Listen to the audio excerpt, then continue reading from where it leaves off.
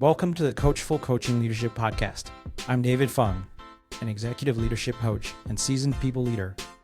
This podcast is all about helping leaders grow, navigate challenges, and build high-performing teams with real stories, insights, and strategies you can apply today. Let's dive in. We can't move forward and be better if we don't know the past. And that really, I think, is the biggest message in that is, learn your history to build that better future. And welcome back, Coachful Coaching Leadership Podcast. This is David. I'm here with Carolyn Shaw today. Carolyn, good morning. Good morning, David. How's it going? Very well. It's Friday. Yeah, Fridays are good, right? Fridays are awesome. I want to ask you a question. You're wearing this humanity t-shirt. I asked you off camera. What's significant about that shirt? Humanity has been my life for the past 4.5 years. So back in summer of 2020, I co-founded a brand transformation agency called Humanity. So I always tell my husband, so with his business, branding, all touch points. Yeah. Okay. I think that leads into what you do for a living and how you help others. Perhaps take 30 seconds to introduce yourself and, what's meaningful to you today? Yes, I'm Carolyn, and I am the co-founder, president, and chief creative officer of a brand transformation agency called Humanity. Our main office is here in Toronto, but we do have humans and partners throughout the country. And we launched Humanity summer of 2020, so many lessons learned along the way. So anything I can share, my experience that others might find helpful or interesting, here to discuss those. Yeah. Well, let's not even warm up and just dive into one of the main topics we talked about. You really talk about a lot as part of your work, as also part of your philanthropy, is leading with your values. And talk about that, like what's making that significant for you? Yeah, and I think it's your values as an organization, but also your personal values. And when things are difficult or you're making decisions or you're not sure what to do, going back to your values and making sure that whatever you do, whatever you choose, however you move forward is based in your values. And that will help you know when you're making that right decision. What are your values? Mine are growth, well-being, curiosity, and courage. When you say that, I feel like I was very grounded in what my values were at one point. I did a values exercise a few years ago. I think I'm gonna have to redo it right now. Yeah. And I don't think it's changed massively, but I feel like I can't just rattle off anymore. So I feel like there's a change there, and I'm gonna have to reevaluate it. It's funny because I was talking to one leader yesterday, and this person we're talking about leadership and their business, and they're talking about, here's my values and here's how I lead. Right. I always go back to my values, and that's at the heart of it, how I show up for my team and how I try to bring this culture to the team. And it just got me thinking, like, I need to get back to that again and review my own. So thanks for the reminder, Carolyn. Yes. Good exercise to do. I did as an exercise last year as well. Yeah. In figuring out my values, I had never really defined it. Like I knew things that were important to me, but actually sitting down and trying to define those. Yeah. I guess, And those how do you figure out your values? What's the exercise you go through? Yeah. So what I did, it was a book by Brene Brown, and she had pages of different values. And it was kind of an exercise of, go through all of them and check off the ones that resonate. And then it really is a process of narrowing down. And I think hers was, you shouldn't have any more than 3. I couldn't get down to 3. I'm at 4. But when I looked at those and I think about myself and what I do day to day, and even if it's just the books that I read or the people that I follow or podcasts, whatever it is that I listen to, it becomes pretty clear what you just by instinct are drawn to. Yeah. And I think, like, in all seriousness, like, it's important to reevaluate them every so often, because we don't stay static as human beings, right? Hopefully we're continuously growing and changing in some way. So I feel like I'm at a point where I need to reevaluate, because the last time I did this maybe 4 or 5 years ago. And it was pretty consistent, right? For a number of years. But, what were some of yours? Say again? What were some of yours that you had? This is where I'm struggling right now. Like, what were mine? One of them was family. Mhm. Another was responsibility. Mhm. Another one was integrity. Mhm. I think those were the three. I don't think they've changed massively, but I feel like what shows up, how it shows up is there's probably some new words that I should be using there, right? Yeah. Like those are all still very important, but something tells me something's changed, and I don't know what it is yet. So So I still love interesting. my family. I still have integrity. I still have responsibility. Just to be clear. Yeah. Yeah. Yes. But interesting to hear what you discover when you do that exercise again. Yeah, yeah. So I guess like for yourself, growth, well-being, curiosity, courage, you talk about that. How's that showing up in all the work you do? Growth. So I mean, for me, growth is a personal thing, very much so. I've always been a reader my whole life, so I love to read books. A lot of them are ways to better myself, whether that be as a better leader, a better speaker, just better at business. So that's one of the ways that it shows up for me. And also sharing things with my team and knowing where we're at and knowing what they might be needing at that time. So that goes into what my other value of well-being. Always, again, for my personal self, looking into things like meditation and yoga and reading and things like that, but then also sharing those with my team or what's relevant that might be important for my team's well-being as well. And then courage, I would say courage is a big one, and it's something that I want our team at Humanity to be really interested in as well. I think in the work that we do, we work with a lot of not-for-profits. We work on a lot of, I would say, emotional or important issues that need their stories told in the right way. And I want the team to have the courage to tell those stories and to explore these stories, explore the people that they're working with and that they're representing more. You talk about so back to your T-shirt, humanity, Yeah. and that seems like it's the foundation of the business that you run. It sounds like it's telling stories is important for you as well. Is that right? Like as part of your agency?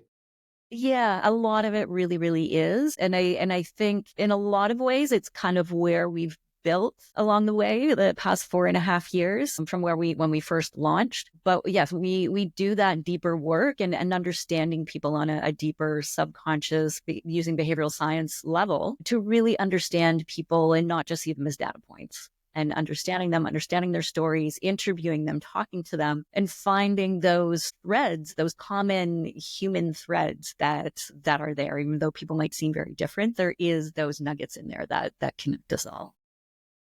What story stands out for you?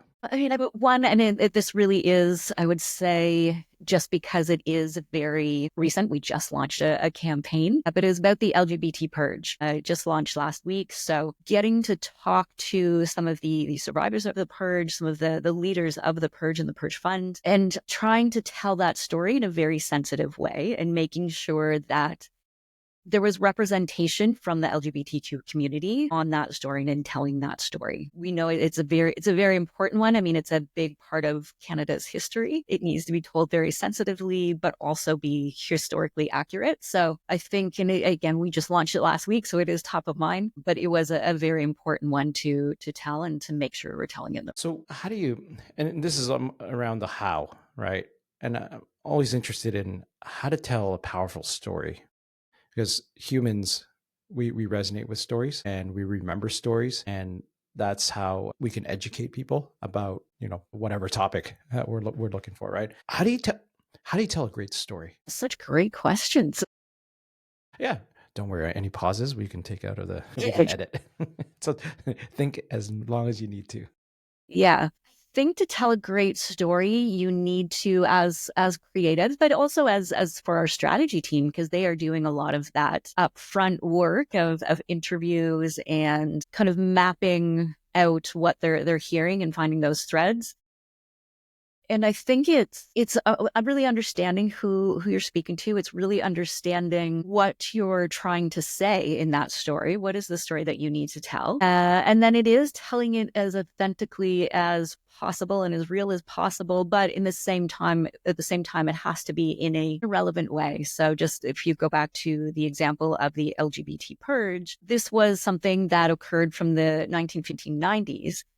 So we're speaking to a lot of Canadians who didn't even know the story. And I'm one of those. I did not know about it until we were brought in on this project. But we also need to make it relevant to today's Gen Z or millennials, the younger generation who don't know about it and weren't really around during that time period. So how do we tell it in the relevant way? So like what makes a great story is telling it and bringing that emotion to it and that substance to it.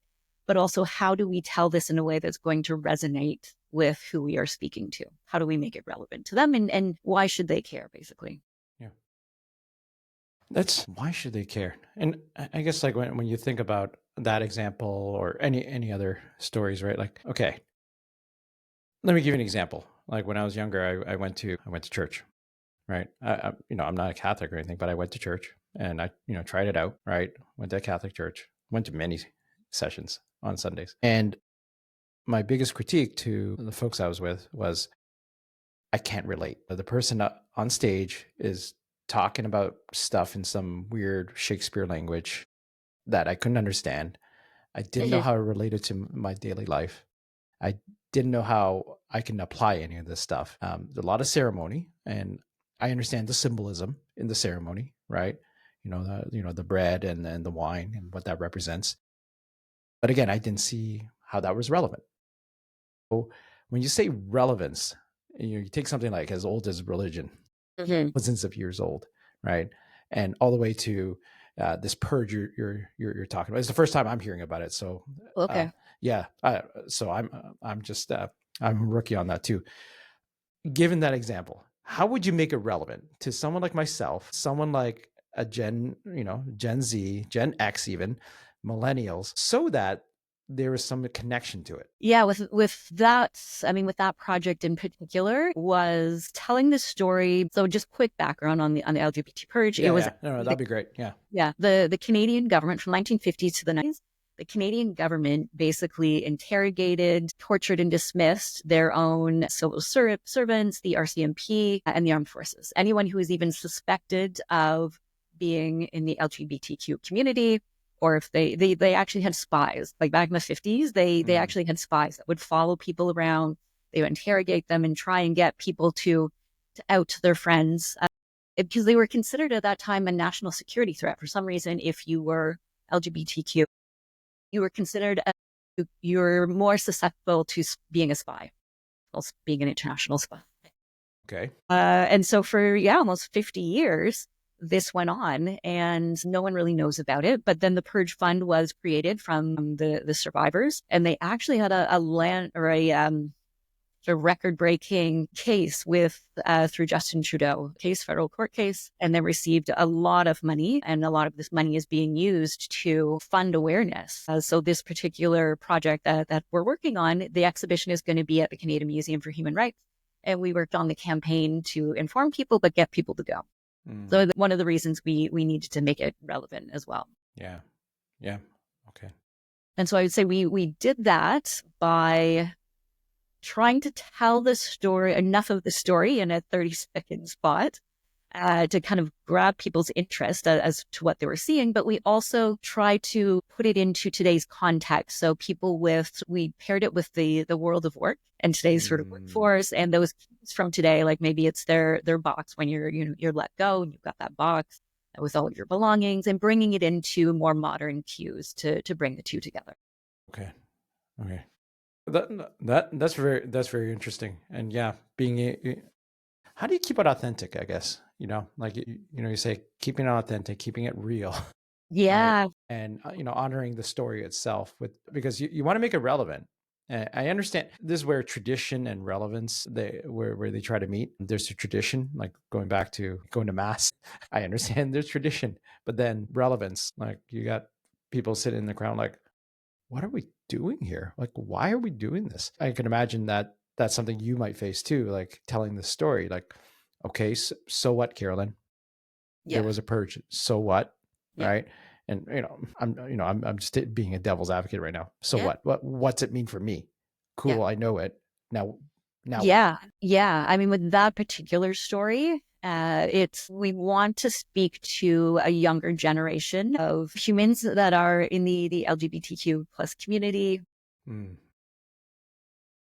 sending them enough information that they're like, there's a bit of a disorientation because everybody thinks Canada is the best place to live, and It they is. don't know about things. Our terrible history. Many terrible histories. Yeah. Yeah, so it's trying to get people to realize that we can't have a better tomorrow. We can't move forward and be better if we don't know the past. Yeah.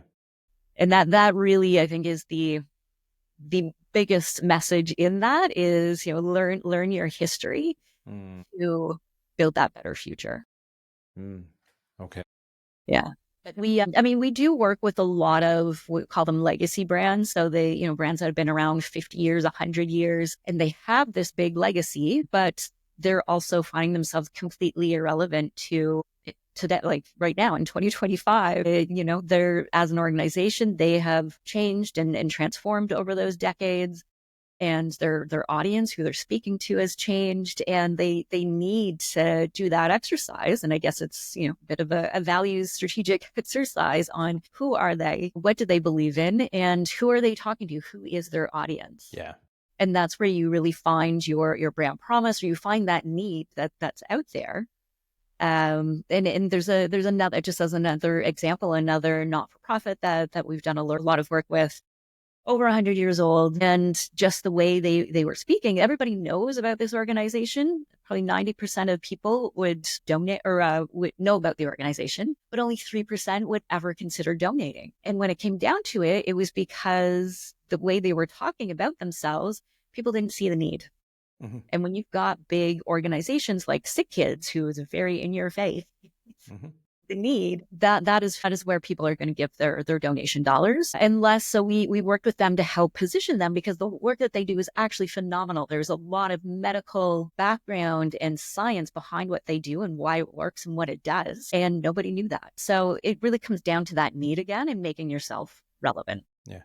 On the topic of charities and nonprofits and such, I like to donate every year, like to charities. And I found this website a year or two ago where they actually rate how efficient the different charities are with money. Yeah. So for every dollar, what percentage actually goes into, into the community. And so some of the numbers were astounding. Like their general efficiency, like their overhead for administration. Some of these organizations are absolutely like horrendous in my opinion. Yeah. I know you need to pay people, but good God.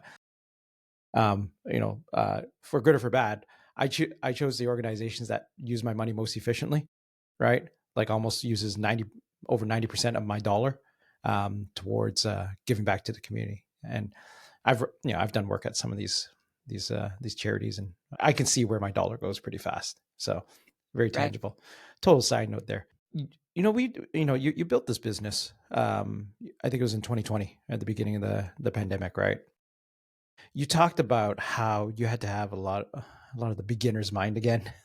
And you had to learn a lot of stuff that you were not comfortable with in building a business. What was that experience like, building a business from scratch, coupled with, 2020, everything shut down in the world, coupled with, probably everything else that was going on. How was that experience for you, building a business from scratch during that time? Oh, I mean, it's, yeah, like I really had no idea all of the business side of business. So I didn't know what a P&L was, a forecast, a pipeline, all of the things. I mean, and I do, I probably not so much the traditional entrepreneur starting a business story, because we were at a separate agency at the time, and we the owner of that agency built out a collective of entities, and humanity is one of them. So we did have a lot of that infrastructure already there, like HR and finance. And so I think that obviously did help, and is a little bit a few less hurdles than maybe traditionally if you're starting a business from scratch. But there was still a ton to learn. And then, yeah, like you said, it was the pandemic. Myself and Humanity's other co-founder, we're still trying to figure out the pandemic as well. Like this is, a few months in. July is when we officially launched. But then also remote work was completely new to us as well. And then just all of the things that the team needs as well when we're all going through it together. And that's one thing about the pandemic is it truly is one of the only events that was a global human shared experience. And so there was that, but there was, just so much uncertainty of what will tomorrow bring. We don't know. When are we going to be back in office? When can we be working together again? And then also trying to build business when there is no events to go to. You're doing it all on any network you might have in the past or LinkedIn or whatever it is. And for me, that was another thing. So it was learning the business side of business, but it was also learning sales and networking because when I come from a creative background as a designer, a brander, art director, marketer. So I'd always worked at other agencies. So when I looked at my LinkedIn group of people, for the most part, it was all other agency people, get agencies. That trying to figure out how to network and build up a network was all pretty new to me. So yeah, so it's been a busy, I would say 4.5 years. We've and in that time we have built up a really good client base that we really love to work with. Love our team. It's but it's a lot of ups and downs and just trying to figure things out on the fly and figure out what does the team need at that. Yeah. Okay. So what are you most proud of that you've accomplished building this business in the last 4 to 5 years? Probably a few things. I know one I would say is that we are known in the industry now. When we first started in the industry, obviously there's a lot of big players with the big networked shops. There was also right around the time that we launched, a lot of the big players in the industry, strategy and creative, started their own shops. So they already had built quite a name in the industry. So I would say their agencies were well known almost right as soon as they launched. Whereas with Humanity, not so much. So we had to build our reputation, both personally and as a business. And so now, I love when I can go to either industry events or maybe networking events and introduce myself. I'm like, oh yeah, Humanity. So that I am proud of that and the work that we've done. And I would say as well, just defining ourselves as a business. So when we first launched, we were kind of, we're a full service ad agency. We do everything. And while we still can do everything, we've really narrowed our focus as brand transformation agency. So we can come in anywhere along where a brand might need help with their brand, whether it's maybe just, audience journey mapping, or maybe it's an impact report or a campaign. We can do that, but where we've really excelled in our best relationships and partnerships and end products are when we do those full end-to-end brand transformations of strategy to branding to campaign, whether it's a new brand, legacy brand, really getting in there and figuring out all of the stakeholders and boards and bringing everyone along that journey. So we've figured that out pretty well, I think, as well. All right. Well, thanks, Carolyn. I'd like to ask you some rapid fire questions, if that's okay. Okay. Yes. Yeah. You ready? I am. I think so. Okay. What's the best advice you've ever received? So it's not very rapid fire, but With editing, it will be.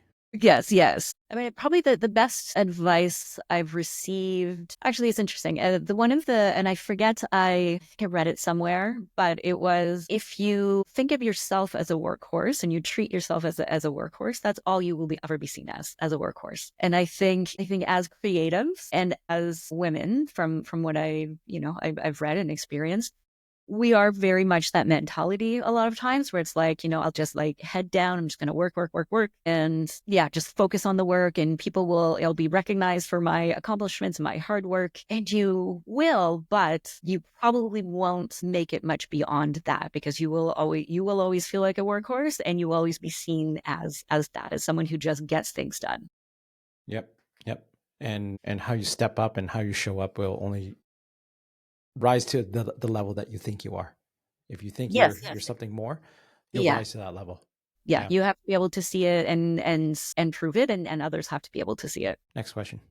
If you had an opportunity to have dinner with any historical figure, who would it be and why?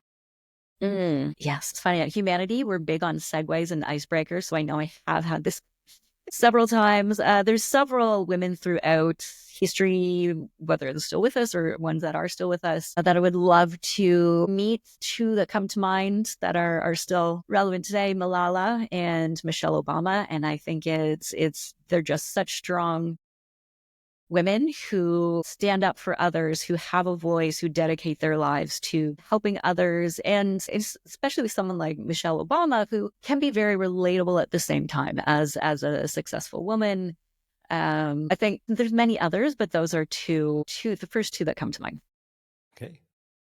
What's a skill or habit that has had the biggest impact on your life? I think it's learning how to be comfortable selling yourself or presenting or speaking. Again, being more the creative side through most of my career, you're behind the laptop most of the time. You're busy working away. It's all about the work. And I think that's something for me that confidence developed throughout the pandemic. And I don't know if it's just because I'm 5 years older now or just because I was kind of thrown into a lot more of presenting and selling throughout the past 5 years. But I think just gaining that confidence has been huge. Now, networking is always kind of a little bit daunting for everything, but it's not like it was. So I think just learning to have that confidence and really understanding who you are, and if you're selling for your business, understanding what your business is and what it stands for and what it's all about, and being able to talk about that. Okay. Last question to you. I ask everyone this question. What's one question I should have asked you, but I haven't asked you? So I would say you haven't asked me how I have felt about this podcast. How do you feel about this podcast? Yeah, so it is my first podcast. So I thank you, David, very much for the opportunity, because I am all about growth. For me, this is definitely a factor of growth for me, because it's something I haven't done before.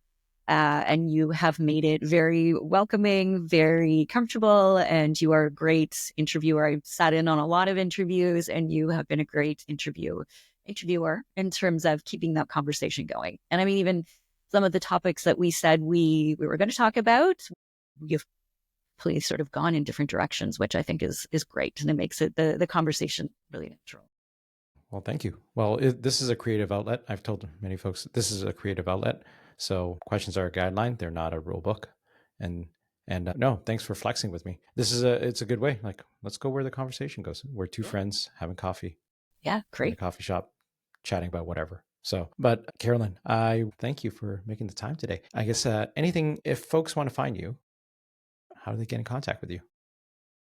Yeah, so either Humanity's website, humanityagency.com, or my LinkedIn. I was lucky enough to get my name as my bio, Carolyn Shaw. So those I'm on both all the time. So either of those are usually the best.